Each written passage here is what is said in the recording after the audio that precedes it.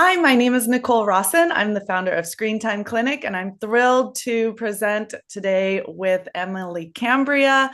She has a wealth of information to share with you, and we made this a recording so people can rewatch it and share it with others if you'd like, and really think about all this information because some of the slides are pretty text heavy because we know that people learn differently. If you want to pause it and rewatch it, I know you're really going to enjoy this content today. So without further ado, I'm going to let Emily take it from here, and you're free to reach out to either of us with questions afterwards. Thanks. Go for it, Emily. Hey, thank you so much, Nicole. I really appreciate the opportunity to share this information. And I'm just going to jump right into it because we've got a lot of information to share, and I know your time is valuable. So let me share my screen. Here we go. Nicole, can you see my screen okay? Yes, I can. And I'm going to turn off my video so everybody can focus on you, and we'll let you take it from here. Awesome, awesome. Well, today we're going to be talking about resilience and occupational therapy, entrepreneurial ventures beyond the traditional models. So as we explore this, what OTs, they need to expand beyond the clinical settings right now because our current healthcare situation really is requiring it. We really need to address the whole person. So I'm Emily Cambria, and I'm very pleased to have Nicole support this and has helped us provide this information for you today. So let's just dive right into it.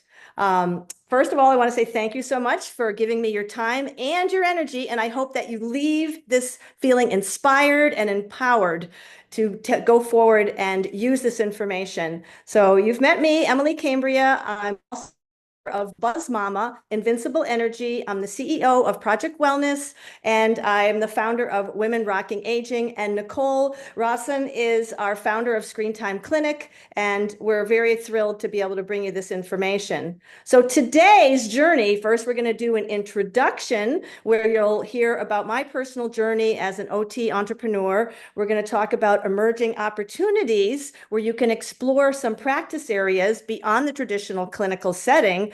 And we're going to really dive deep into digital wellness, understanding OT's role in addressing today's technology impact on but everybody's health. And then we're going to dive into entrepreneurial strategies for you to use in your OT practices and sort of look out beyond a regular typical clinical setting. There's a lot of opportunity out there. So first, I'm going to share this video from Nicole with her welcoming remarks, and then you'll come back to me. So I'm going to hit play. Hi, my name is Nicole Rawson. I'm the founder of Screen Time Clinic, and I want to welcome you to this incredible presentation just for occupational therapists. So together with Emily Cambria, we can talk with you more about the new importance of identifying digital media overuse in your practice and some opportunities for you to expand your practice into interventions and helping others really reclaim their tech life balance and preventing some serious developmental harms and mental health implications so everyone can thrive with proper guidance when it comes to digital media. So my company, Screen Time Clinic, was founded in 2019. I am a former educator, and I saw firsthand as a professional teacher in high school and middle school the impact screens. And that really drew me into starting my own company as an entrepreneur, Screen Time Clinic. But I wanted to build it big enough to help others, that it wasn't just me, because honestly, starting your own company is really difficult to do. Not impossible, and today's AI tools make it a lot easier to get going, but it is something that's a roadblock for many people to diversify their offerings or even to switch careers. So at Screen Time Clinic, we are providing a platform for professionals who want to become certified in how to identify digital media overuse and the whole gamut of the screen time niche and what that means to developmental stages at all ages, and how we can intervene and provide support in different ways than, say, therapists do or pediatricians do, both of which occupations are very overloaded right now. The healthcare system in general is very stressed. So we want to come alongside them in an integrative treatment fashion that provides additional support to parents, low cost group and resources online that others can join, and really a platform for professionals like you as an occupational therapist can use right out of the gate to get going, help others, and have an additional stream of income as an entrepreneur. Now, you might ask, how is this going to impact the other areas of my business? How can I integrate it? Well, we're going to talk about this in this presentation today. And just know that I'm coming here today to speak with you via Emily. And this whole presentation is going to be really invigorating and eye-opening about the niche area of screen time, because it is such an important area that you as occupational therapists will be able to see really closely, even when patients come in and are unhealthy attachment to a device, or are experiencing issues, or children are experiencing some issues like ADHD or OCD or behavior problems. Pushing a button with one finger or a middle finger as a toddler or a baby indicates that they've been scrolling rather than developing their off-screen habits that are so essential to being human. It's never been harder to be human in the digital age, and we're not anti-tech, but we're going to give you some great ideas how you can possibly expand your practice and help others, whether you're drawn to this niche area by a dedication to service or part of your faith. And I look forward to inspiring you, and I'm here as a resource if you want to reach out after you watch this presentation. Thanks.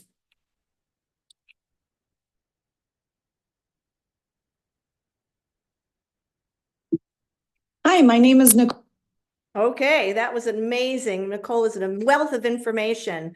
Let's look at our learning objectives. So first, we're going to identify emerging opportunities where we're going to recognize ways that to apply OT expertise beyond the medical model settings. We're going to analyze the digital impact. We'll understand deeply the excessive screen time effects across the lifespans and OT's roles in that. We're also going to look at development of the entrepreneurial strategies and learn to establish independent OT services to address these contemporary health challenges. So let's talk a little bit about my journey from regular OT into entrepreneurship. So when I had my clinical foundations, I had transitioned from a career in Wall Street into adaptive recreation in Minnesota. And that's when I really, really learned that I loved helping others get their independence. And I went back to school and became an occupational therapist. And I mastered my skills in geriatrics, pediatrics, and mental health. I then went on, as I was working in a clinical setting, I found that I got exposed to tuberculosis, and with my own health journey, I sort of realized that there was a big gap in the medical model. And when I combined that with my occupational therapy skills and what I learned through my own health journey, I could see that there was a place that I needed to grow and just share my wealth of knowledge. So I left traditional OT and I founded Project Wellness, my LLC. I took imperfect action in doing this. I had no roadmap, and I built my skills both with personal development, marketing, business tech and skills and technology, along with earning certifications in digital wellness, fitness adaptations, and ADHD to expand my impact. And as I was growing as an entrepreneur, I was providing one-on-one coaching, I was doing group coaching, I was providing community support, I was hosting webinars, I was beginning to develop more programs. And then I self-published a book called Buzz Mama, Invincible Energy, where I really integrated my personal journey, health journey, along with my OT skill sets to help moms. And then I'm featured on several podcasts, and I've been on the Women's Spirit Festival, Empowerment TV, and other areas as well, other events. My resilience in occupational therapy as an entrepreneur, and when I saw that this was the theme for our meeting this year, I knew I had to present, or at least put in my proposal to present, and I'm very pleased that they accepted it, because I really saw a need, a very strong need, to be proactive and not reactive in healthcare. I was getting tired of always seeing people after they had an injury, after they had a fall, or after they had something happen, and I really wanted to inspire particularly women, because just like bees, women, I firmly believe, we keep the world running. We really do. We're the backbones of our families and our communities. And just like bees, we're busy. We've got so many different roles, and it's all for the benefit of our hive. So that's why I've adopted the bee as my symbol, and Buzz Mama. And my daughter came up with that name because she was reading my book, and she said, "You should call yourself Buzz Mama." But I'm not the Buzz Mama. It's all moms are Buzz Mamas, because we're all running around, and not just moms, women as well. So I've created an innovative system that I share with my clients, and I share in group coaching situations, because I believe firmly that when women thrive, the world thrives as well. So the other point I really want to make about the emerging opportunities for occupational therapies is how much the clinical setting and healthcare system is facing unprecedented challenges, which are really rising costs, critical staffing shortages, and our aging population. And these are putting high pressure on just our daily importance of our daily activities of living. And a lot of people don't really know that if you do this on a consistent basis, do have these healthy, simple habits on a consistent basis, you're going to have benefits. But on the other side, poor habits that people have, eating a lot of processed foods, not getting movement in every day, it's like a debt on a credit card. Eventually, they're going to have to pay that back. And so I really want to put out there that occupational therapists, because we excel as in a proactive preventative care, because we think outside the box, we look at the whole person, that we can really take reactive healthcare sort of out of the picture and try to help people be more proactive. I think we're a great complement for medical models. So my journey, just to recap, was I was in a traditional practice, which was insurance-based model. I identified gaps where I saw the limitations of the medical model. And so I created Project Wellness to address and more preventative and holistic health for my clients. And now I'm empowering women through my Buzz Mama Women Rocking Aging community. And it's really fun and very rewarding.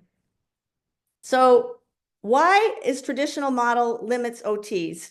Well, first, we know there's insurance constraints because reimbursement focuses on reactive care rather than the preventative care.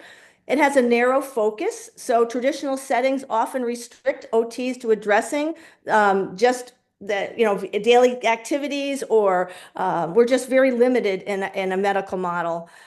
Productivity, the limited time demands that are put on us to make sure that we're giving comprehensive care and you're having your productivity counted, which can be stressful. And then underutilized skills. When I work in a clinic, as I work at Empower Me Wellness, I have so much more skill set that I am not allowed to use in that setting. And OTs, we are such a wealth of information that we are not utilizing. And I would love to see that happen more. The other thing about OT practice is our resilience, is that we have adaptability. We are experts at adaptability, as a matter of fact. We're experts at innovation and creating solutions beyond traditional approaches. That's one thing we all excel on as OTs. Our perseverance, we know how to overcome barriers for our clients. We really know how to look outside the box. We're expert problem solvers. And growth, we're always interested in helping our clients grow by developing new skills when new needs emerge. And so we're perfect for that. So expanding OT's reach in a non-traditional practice areas, we are so uniquely positioned to to go outside the traditional healthcare models. Some examples are digital health, entrepreneurship, wellness, community programs. These all can lead to fulfilling careers. So where can OTs expand their reach in non-traditional practices? Let's look a little bit deeper at this. So we could go into business and digital entrepreneurship, where we're doing private telehealth practices, healthcare, health education, and wellness coaching. As an author or a content creator, getting information out there to people, doing academics and continuing ed.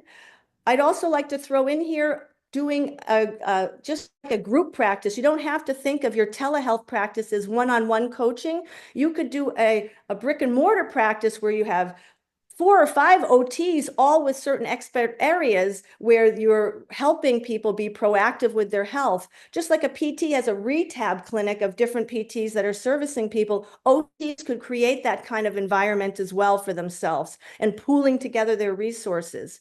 Another place would be innovative services. We can expand beyond traditional practices, offering online course creation.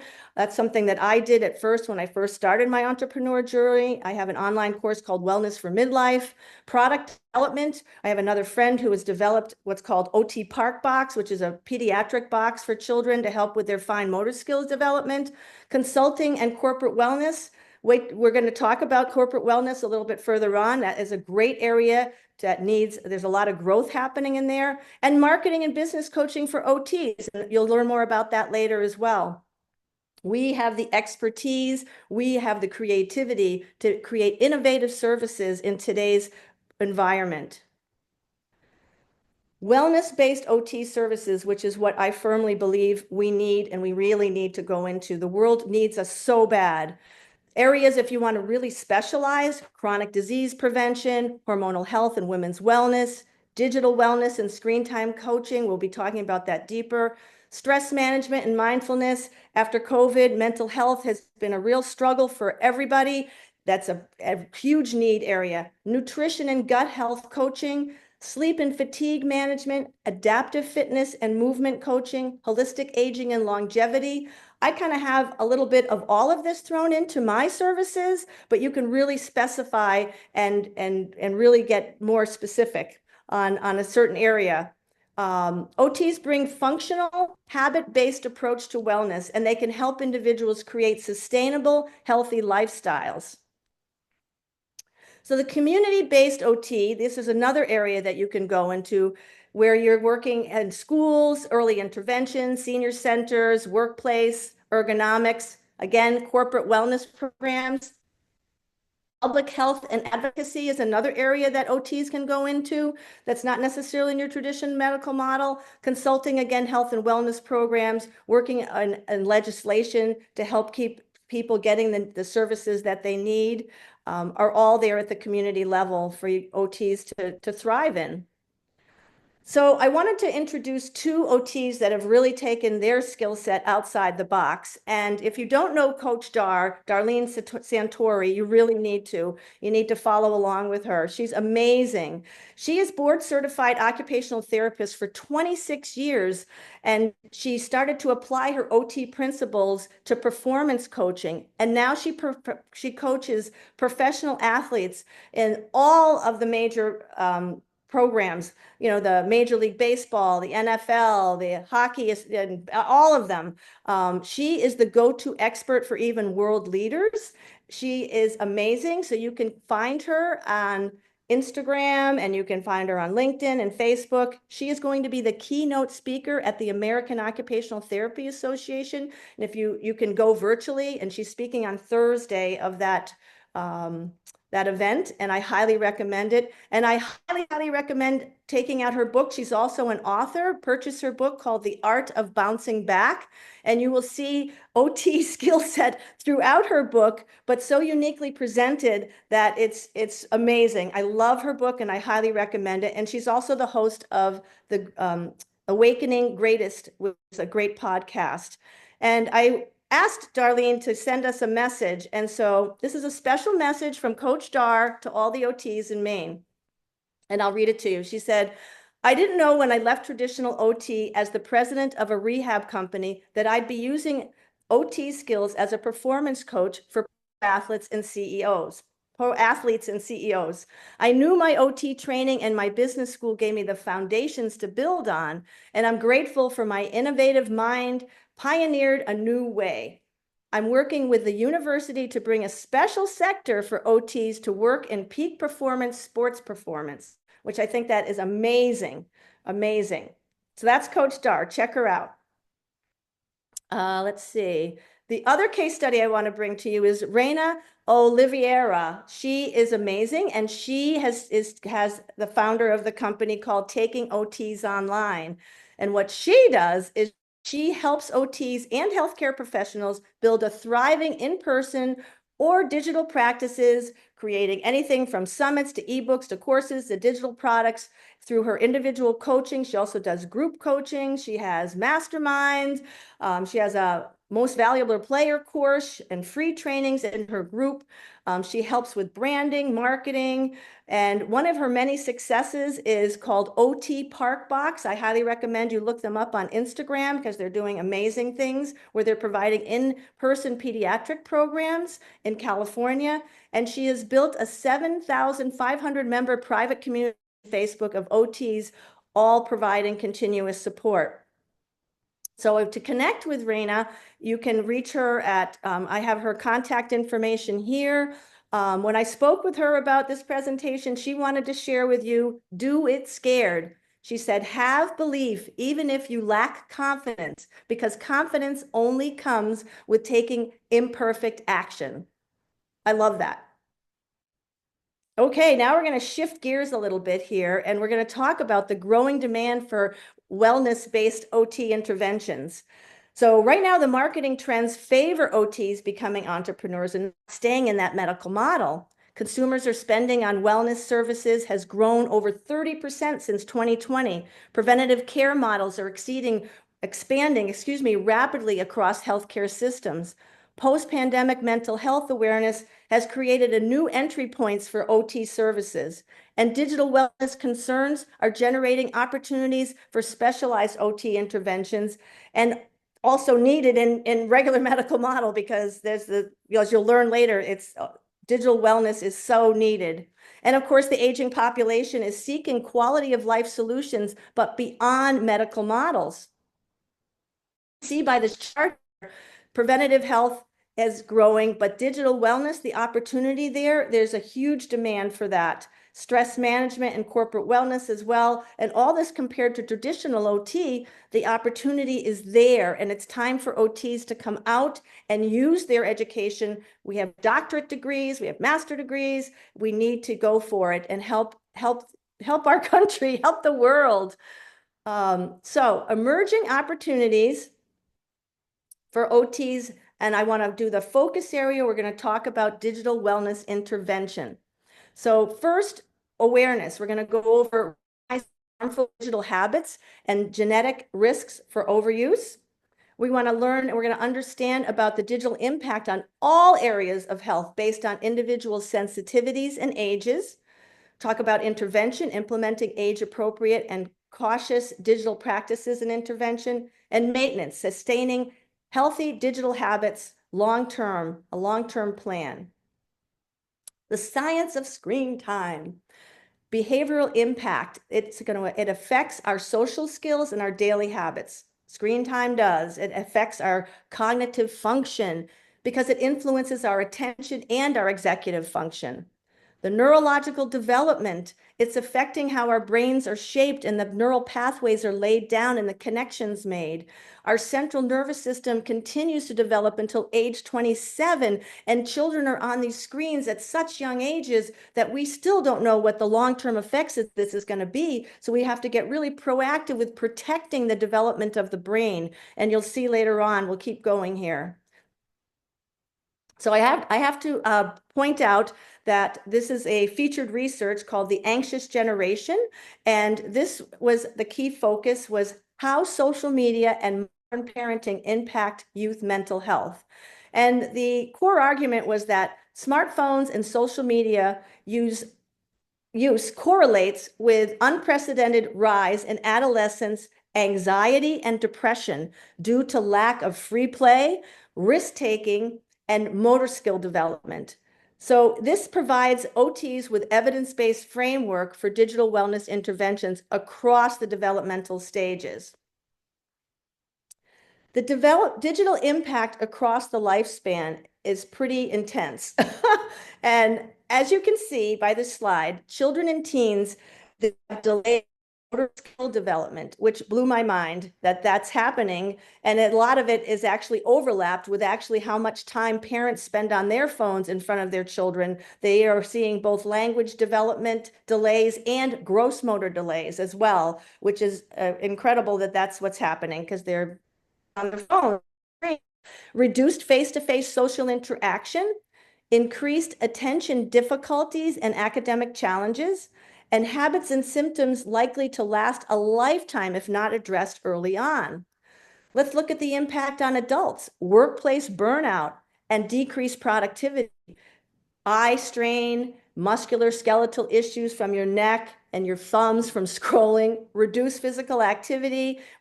Smoking is the new sitting is the new smoking, they say. Sleep disruptions.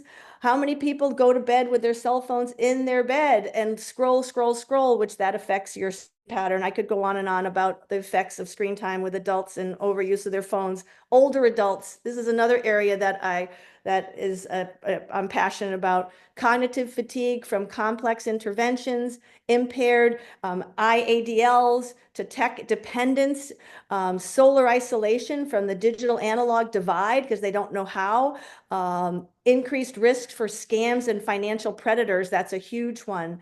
There's so many people that I know that are older that refuse to set up portals, refuse to do all that. And so they're sort of left out there, not even getting their work done. We could talk a lot more about that as well, but we got so much to cover. Hey, here we are. The American Occupational Therapy's position on digital wellness. They're formally recognize that digital wellness is within the OT scope of practice. And remember that larger agencies like the American Pediatric Association and others, they've been slow to adopt the recommendations and the best practices. For example, 1 to 2 hours per day is no longer recommended. So the key points from the 2021 position from the American Occupational Therapists Association is OTs are qualified to address screen time management, that the digital habits directly impact occupational performance. OT should develop evidence-based digital interventions, and prevention and focused approaches are recommended. So this is a wide open area. The Surgeon General's warning on screen time. Let me move this picture a little bit. There we go. Whoops, it went right in the middle of the, hang on, let me swing it over here. Okay. So in May of 2023, the U.S. Surgeon General issued an advisory declaring that social media's mental health risk to youth is a public health crisis. This was in 2023. We're in 2025. He called for an urgent action for families to implement stronger boundaries and monitoring of their children's digital activities. He also called for research-backed concerns. He wants advisory cites evidence linking excessive screen time to depression, anxiety, and developmental delays. The research is backing our concerns, is what that means. And the comprehensive approach, they're recommending policy changes, but tech industry accountability, where is it? Parent education initiatives, there are not too many out there, yet no government protection have been passed to help stop this overuse of screen time, which affects everybody's health. So digital wellness, OTs are in a unique position to address it, not only because of the early identification when you evaluate how digital activities are impacting babies, teens, and adults with their occupational performance in life, but it's also where expertise in developing healthier digital and physical routines through behavioral techniques and environmental adaptation. We're experts in environmental adaptation, modifying our physical and our digital spaces that will promote healthy engagement and physical use and physical activity. This is a big slide, so I'm going to try to cover it. This one you may want to go back and look at because the red flags and what we should really be watching for with our patients or our clients. So from ages 0 to 2, using your pointer finger, these are all red flags, meaning if you're seeing this happens, it means that you've got to intervene. So if you're using your pointer finger, like Nicole mentioned in her welcome video, instead of the whole hand, you're not going to have that same development that you need to have as a child to even hold things or even hold your spoon and eat. You all know that. Delayed speech and motor skills. Parents are using these devices as a soothing mechanism, and therefore the children are getting attached to it, which is causing more difficulties. If you find the child's attached to it, that's a giant red flag. Another red flag for 2-year-olds to 7-year-olds is difficulty focusing on tasks, tantrums when the screen time ends, an ADHD diagnosis. And again, if you're using it for soothing, if they're attached to the device to calm down, that's a red flag. Ages 7 to 14, poor sleep habits, social withdrawal, cyberbullying involvement, early exposure to gaming and social media. Those are all red flags. If overuse of 15 to 18, decreased in academic performance. If the teenager has anxiety or depression symptoms, they're also at high risk for cybersecurity scams, social withdrawal, digital addictions with gaming or shopping or scrolling or pornography and eating disorders, and poor nutrition. How many times have you been to a party and all the teenagers are sitting in a circle and they're all looking at their phones? Or how many times have you been out to dinner and you see two parents not even talking to each other because they're looking at their phones? How many times have you seen where you're sitting watching a movie, but everybody's watching two things? They're looking at their phones and they're looking at the screen of the movie that you're watching. The addiction is there. We've got to slow it down and get control of it before it takes control of our nervous system and our brains. So adults, finally, the workplace burnout, digital eye strain, sleep disruption, hormonal disruption. That's a huge one that I address with my clients. It's due to the content and the blue light exposure. Again, cyberbullying risks and scams, social withdrawal, and the addiction piece is there for adults as well. So digital wellness interventions across different settings. So OTs can implement these strategies at schools, homes, workplace, clinical settings that they're often already working with clients. And you can see the deficiencies and the opportunities for improvement. And you can write this into your treatment plan as goals for sure. Why are OTs perfect for entrepreneurship? Well, we're experts at activity analysis. We excel at breaking down complex problems into manageable components. And this really transfers well when you're analyzing your market needs and your business operations. Our adaptability and creativity is essential when you're an entrepreneurial.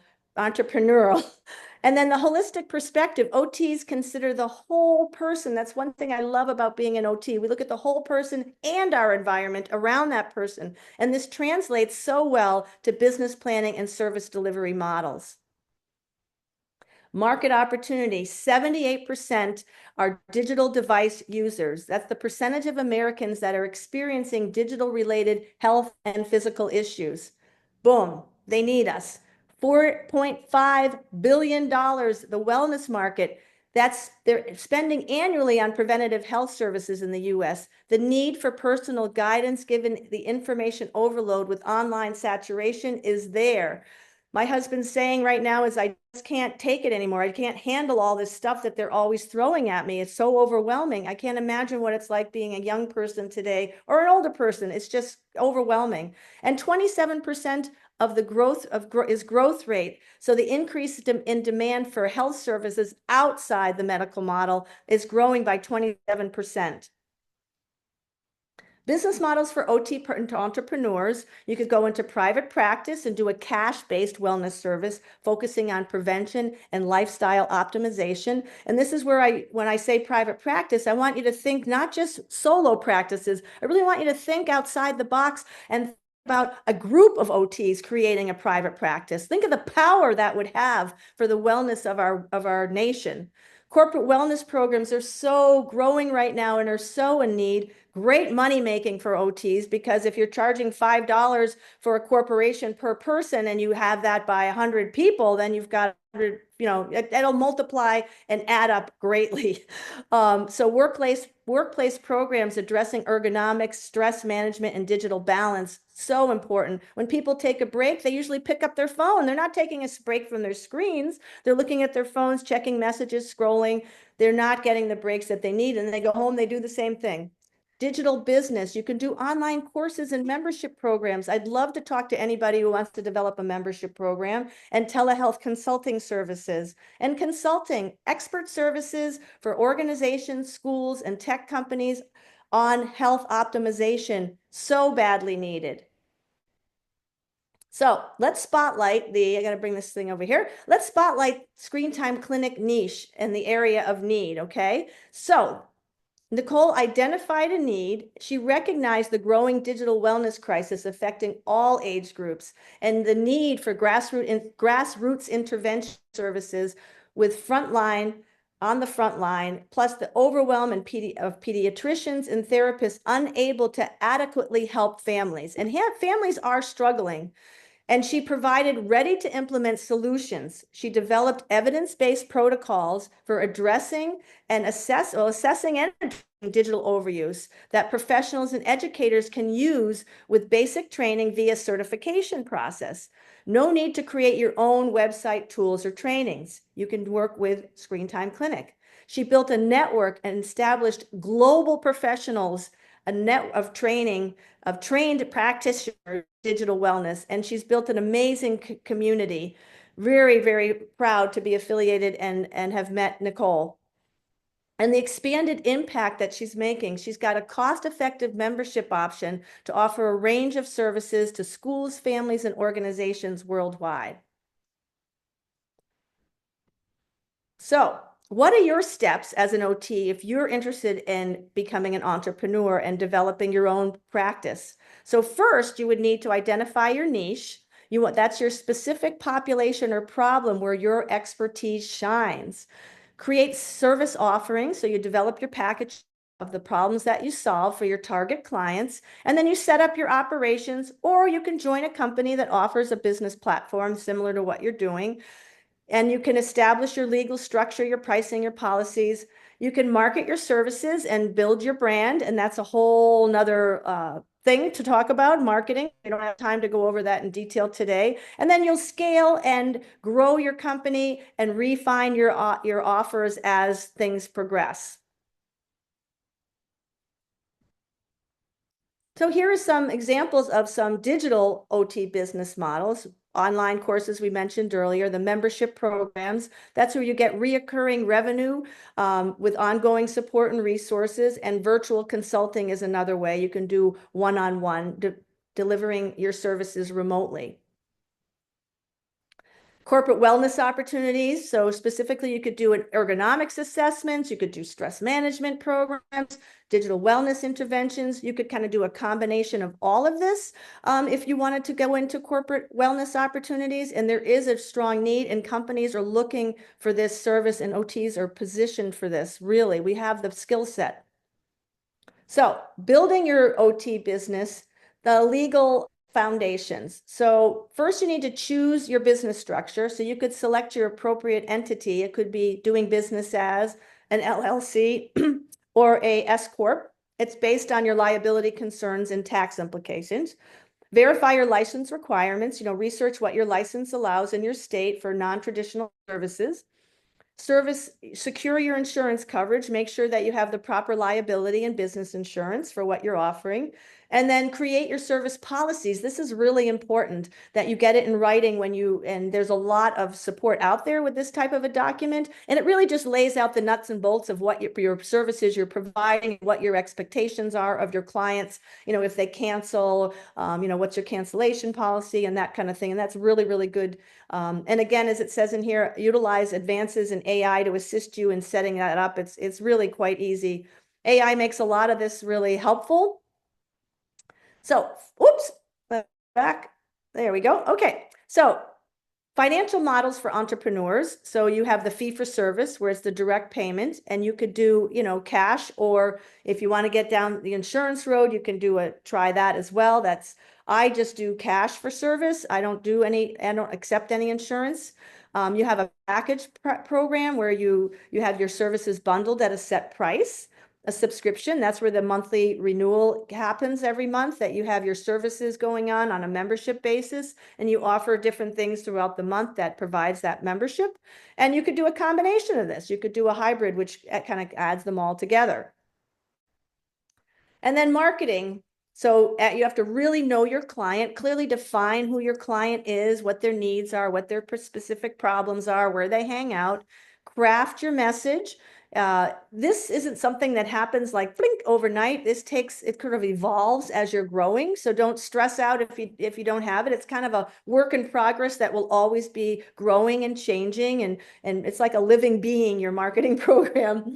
And choose your platforms. I recommend starting out with one or two if you're just getting started, and then grow from there. And consistency. When you're doing the marketing, consistency is key because it builds momentum. The work and the things that you do within 90 days start showing up 90 days later. So your 3 months that you've worked on it, you'll start seeing the results of those 3 months after 90 days.